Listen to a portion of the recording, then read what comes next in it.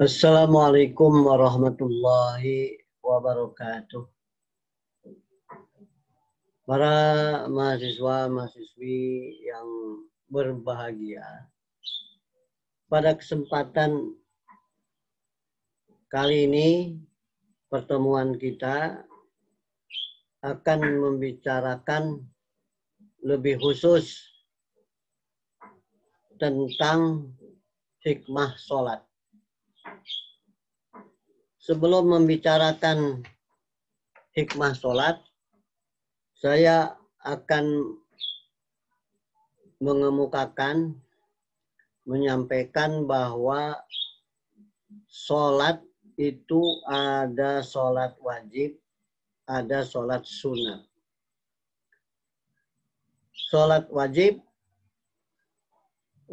dikerjakan oleh orang Islam, baik laki-laki maupun perempuan yang telah dewasa, akil baligh, ya, berakal, sehat, maka wajib melaksanakan ibadah sholat.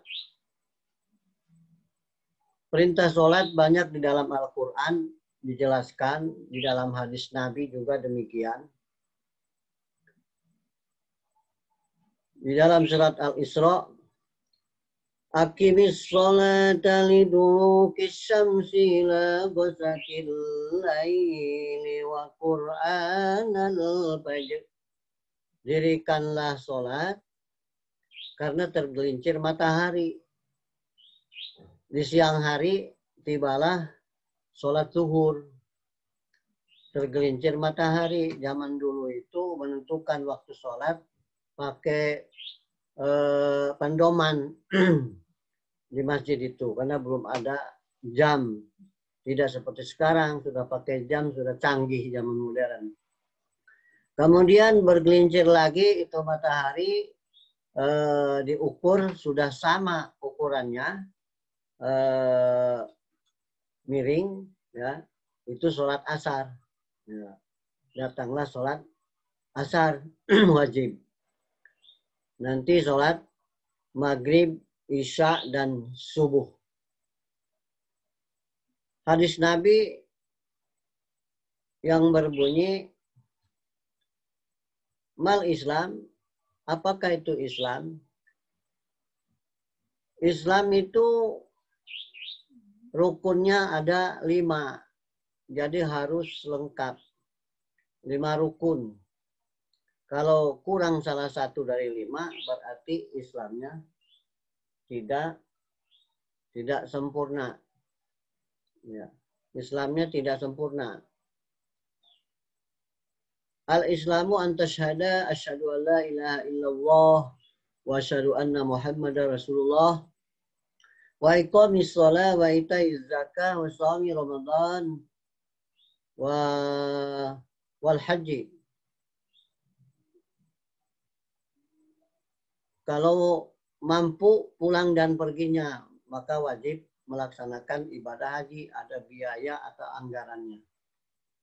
Sholat, syahadat, sholat, puasa, zakat, haji. Nah itu rukun Islam, maka harus terpenuhi. Ya.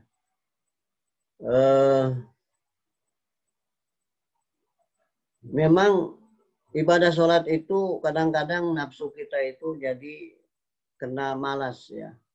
Kena malas. Ibadah sholat itu memang dikatakan di dalam Al-Quran juga berat bagi yang belum khusyuk mau bertemu dengan Allah, yakin bertemu dengan Allah nanti di akhirat. Wasta'inu bis-sabri was-shalah. Hendaklah engkau memohon sabar dan sholat. Dengan sabar. Ya, memohon kesabaran dan sholat. Wa innaha lakabiratun illa 'alal khashi'in. Sesungguhnya sholat itu berat kecuali kepada orang yang khusyuk, kepada orang yang sudah yakin nanti akan bertemu di akhirat bertemu dengan Allah. Maksudnya pertanggung jawab kita nanti di akhirat akan ditanyakan bagaimana ibadah sholatmu.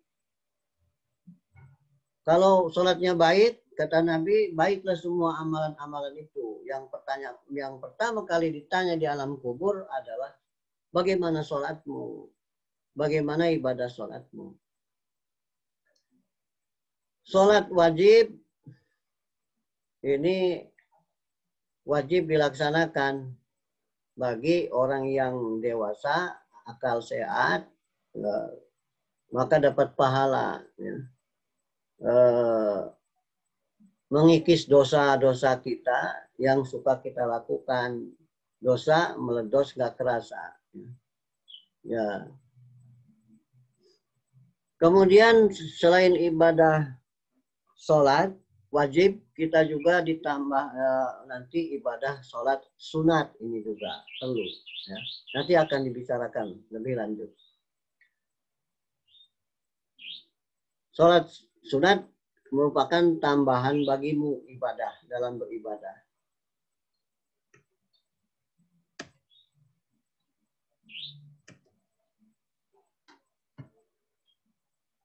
Selanjutnya saya akan membicarakan hikmah daripada ibadah sholat wajib.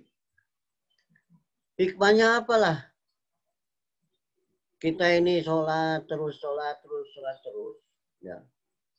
Ada hikmahnya di balik melaksanakan ibadah sholat itu. Banyak hasilnya. Yang pertama hikmahnya adalah tenang jiwanya. Jika dilakukan dengan khusyuk dan ikhlas, surat Ar-Ra'd ayat 28, hai orang-orang yang beriman, dirikan sholat. Karena sholat itu menjadi tenang dan tentram. Inna sholata tatmainul qulub. Ya, sholat itu bisa menenteramkan jiwa. Jiwa menjadi tenang. Inilah orang-orang yang sholat. Alladzina amanu wa tatmainu qulubuhum bizikrillah ala bizikrillah tatmainul qulub. Surat Ar-Ra'd ayat 28. Orang-orang yang beriman dan hati mereka menjadi tentram dengan mengingat Allah. Ingatlah hanya dengan mengingat Allah, maka hati ini menjadi tenang, tentram, tidak gelisah. Ya. Coba kalau kita banyak gelisah, sholatlah dan berdoa pada Allah. Kemudian hikmah yang kedua, pencegahan perbuatan keji dan munkar. Surat Al-Ankabut ayat 45. Inna sholata tanha anil fasya'i wal munkar. Sesungguhnya sholat itu mencegah dari perbuatan keji dan mungkar. Maka dengan ibadah sholat, insya Allah kita akan mengendalikan diri nafsu kita. Ya. Kita merasa diawasi oleh Allah SWT. Yang ketiga, menghapuskan kejahatan, kejelekan. Surat Hud ayat 114, perbuatan baik menghapuskan perbuatan jahat. Innal hasanat yudhibna sayyi'at. Melakukan kebaikan itu akan mengikis, menghancurkan perbuatan yang tidak baik, alias dosa kita dikikis. Kemudian yang keempat, hikmah sholat, disiplin waktu. Karena waktu sholat itu tertentu, maka inilah melatih kita untuk disiplin dalam kehidupan ini. Time is money, waktu adalah uang. Maksudnya uang waktu ini sangat berharga. Ya. Jangan sia-siakan. Yang kelima, menutup aurat. Ya, jadi terbiasa kita itu menutup aurat. Ini juga wajib bagi kita menutup aurat. Kalau wanita seluruh tubuhnya kecuali muka dan telapak tangan, apalagi di waktu sholat. Terbuka aurat ya tidak sah sholatnya. Laki-laki, bagaimana laki-laki auratnya? Ya sebenarnya kalau laki-laki itu antara pusat dan lutut, tetapi karena menghadap Allah Subhanahu wa taala, masa dengan baju yang kurang bagus, kurang baik. Yang keenam, kasih dan sayang kepada yang lemah. Ya, kalau orang sholat maka merasa kasih dan sayang, maka sering kita sudah sholat salaman. Kemudian berjamaah, karena sholat berjamaah itu pahalanya lebih banyak 27 derajat daripada sholat sendirian. Konsentrasi, biasakan khusyuk ketika ruku, kita ini membaca subhana rabbiyal azim wa bihamdih. Maha suci Engkau ya Allah, ya tidak ada yang agung ya kecuali Engkau yang agung, gak ada yang lain dan aku memujimu. Subhana rabbiyal a'la wa bihamdi. Maha suci Engkau ya Allah, Engkau ini yang maha tinggi, tidak ada yang tinggi selain Engkau dan aku memujimu ya Allah. Khusyuk kita lagi sholat itu, terutama lagi ruku dan sujud. Dan sebaiknya dari awal sholat kita khusyuk dan konsentrasi. Ya sebaiknya begitu. Maka akan menghasilkan sholat yang baik hasilnya. Demikian semoga berkah dan manfaat. Wassalamualaikum warahmatullahi wabarakatuh.